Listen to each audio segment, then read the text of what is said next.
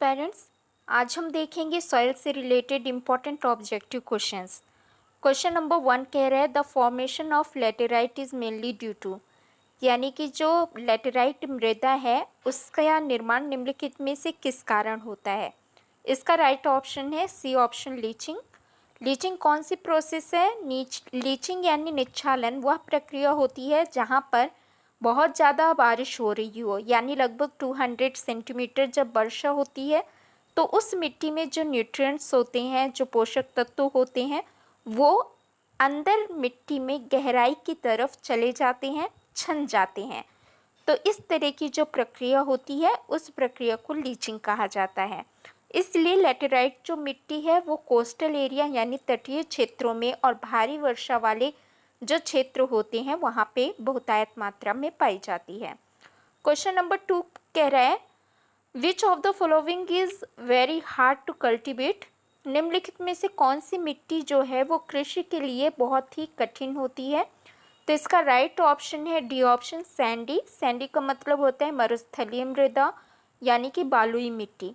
जो बालुई मिट्टी होती है इसमें जो कण होते हैं वो अपेक्षाकृत काफ़ी बड़े होते हैं और इसमें जो जल अवशोषण क्षमता होती है वो कम होती है। यहाँ पर जो पानी होता है, जैसे रेगिस्तान वाले एरिया में हम देखते हैं मरुस्थलीय क्षेत्रों में, वो पानी छन करके नीचे की तरफ चला जाता है। अब जो पौधे होंगे वहाँ पर, तो उन पौधों में इनको पानी की आवश्यकता की पूर्ति के लिए कहीं ना कहीं इनकी जड़ें ज़मीन में गहराई की तरफ चली जाएंगी। तो ये उसकी कैरेक्टरिस्टिक होती है और जो मरुस्थलीय मृदा है वो काफ़ी हार्ड होती है कल्टीवेशन के लिए। नेक्स्ट क्वेश्चन देखते हैं। पीट इज फाउंड इन, अब जो पीट मृदा है ये कहाँ पर पाई जाती है? तो इसका राइट आंसर हो जाएगा ए ऑप्शन, केरल में।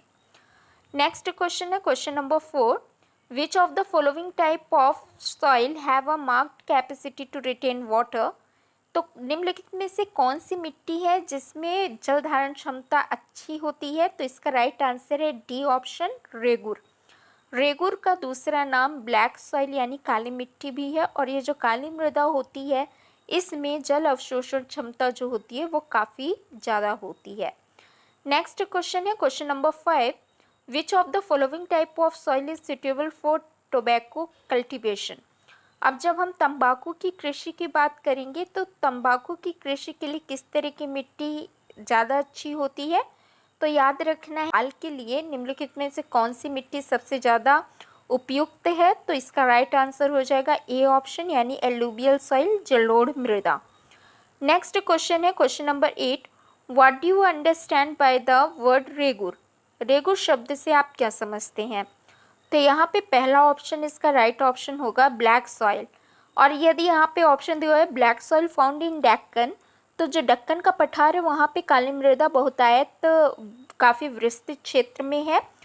काली मृदा का जो निर्माण है ये जब हमारी धरती में जो मैग्मा है वो मैग्मा बाहर की तरफ आता है तो धीरे धीरे समय के साथ ठंडा होकर के लावा में बदल जाता है। इस लावा से निर्मित चट्टानें जो होती हैं वो इग्नियस यानी कि आग्नेय चट्टान कहलाती हैं। जब वो टूटती फूटती हैं तो बेसाल्टिक रॉक का निर्माण होता है और बेसाल्टिक रॉक के आगे के क्रम में जो भी यहाँ पे प्रोसेसिंग होती है उसके बाद ब्लैक सॉइल यानी काली मृदा यानी रेगुर मिट्टी का निर्माण होता है। नाउ नेक्स्ट क्वेश्चन है question number 9, which of the following soil is best suited for the cotton. कपास की खेती के लिए निम्नलिखित में से कौन सी मिट्टी सबसे अच्छी होती है? तो इसका राइट आंसर है ए ऑप्शन, रेगुर यानी काली मिट्टी। और इसका एक्सप्लेनेशन अभी इसके पहले के क्वेश्चन में मैंने अभी बताया। नेक्स्ट क्वेश्चन है question number 10, the red soil develop a reddish colour due to. जो लाल मृदा है उसका लाल रंग निम्नलिखित में से किस वजह से होता है? तो राइट आंसर है डी ऑप्शन, आयरन। जो लोहा पाया जाता है मिट्टी में उस लोहे की वजह से जो मिट्टी होती है उसका कलर रेडिश यानी लाल होता है। लाल मिट्टी जो होती है उसमें आयरन की काफ़ी ज़्यादा मात्रा पाई जाएगी। ओके, तो ये हमारे टॉप 10 कुछ इंपॉर्टेंट क्वेश्चंस थे। इसी तरह से हम आगे भी क्वेश्चंस को सॉल्व करते रहेंगे। ये क्वेश्चन काफ़ी एग्जाम में पूछे जाते हैं।